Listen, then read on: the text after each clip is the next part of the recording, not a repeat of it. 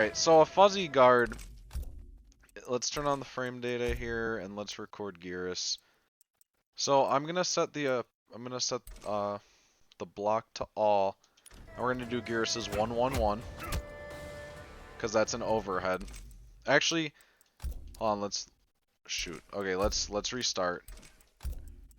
We're gonna look at the frame data. So a fuzzy guard only works when there's a mix-up where the attacks don't come out on the same frame, which is the case for most things in this game. Like Sonya's mix-up, there's actually a one-frame fuzzy. Cabal's back 1-2 versus Cabal's back 1 low hook is a one-frame fuzzy. You have to see which move comes out first. So if you look right here, this fuzzy guard is against Geras. I believe this is the most important fuzzy in the game because Geras like to base their plan around this, especially ones that like to play risky, when in reality you should never get hit by this mix-up at all. So, if we look at the frame data, I'm talking about Geras' 1-1-1 overhead, which we all know crushing blows, or 1-1-1 low sand. So, if you look at the frame data, it shows the startup of each individual hit. So you'll see the first hit comes out in 7 frames, the second hit in 16, and the third in 21. So if we look and we do Sand Trap, you'll see that comes out in 17 frames. So what that tells me is the Sand Trap will come out 4 frames faster than the overhead, because 21 frames for the overhead to come out and 17 for the low. Now, defending against Geras, because the hits are both mid-mid, which I probably should have the damage info on. So you'll see mid-mid, so you can crouch block those. So the purpose of a fuzzy guard is to be able to block a certain way to avoid, to have defense against a certain option every time. So what I'm going to do is record Geras to do 1-1-1 in slot 1 against blocking. And then I'm going to set him to option 2 to do 1-1 Sand Trap. Now this is how you would practice it yourself as well.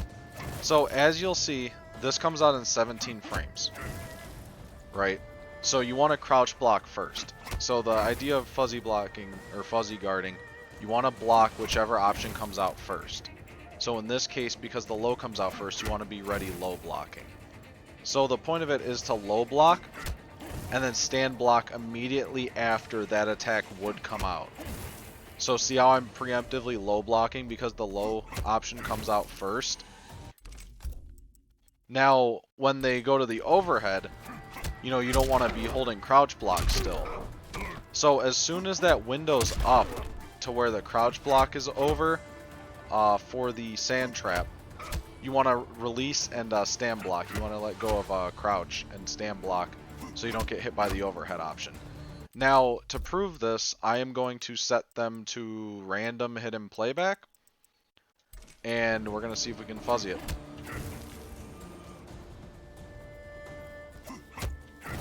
And we messed up. Alright. So, keep in mind, it takes practice. Like, this is a practice drill you gotta do.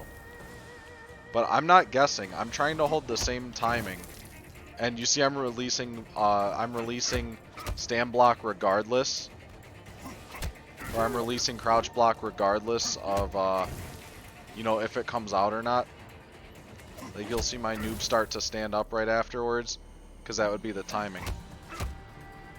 And right there. Right there. Right there. That's fuzzy guarding.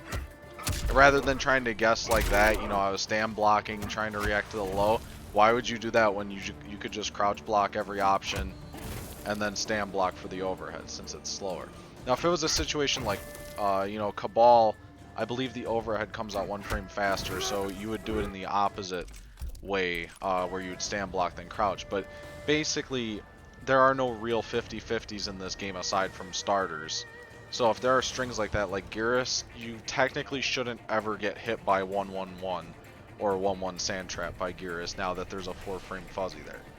So that's basically the idea of that. there's a bunch of situations where you could do that in this game, such as, like I said, Versonia's back 1-2 and back 1-4. Granted, that's a one-frame fuzzy, so that takes like a lot of practice and muscle memory. Once you get that muscle memory down, you're not really going to be getting opened up by that. Now, be wary, it's not an end-all be-all, because they could still stagger. Like, Geras could jump in, stand one, then grab you. Or, you know, 1-1 down one, stuff like that. Or 1-1 tick, 1-1 command grab, just raw stuff like that. But that's just a great example. Like, you should never get hit by Geras' sand trap. You should never get hit by Geras' overhead in that situation. You know, he'll usually body splash in and whatnot. But that's just a nice little mini lesson. I felt it was a lot easier to show by example rather than explain it. So if that helped, let me know. Otherwise, I could clarify.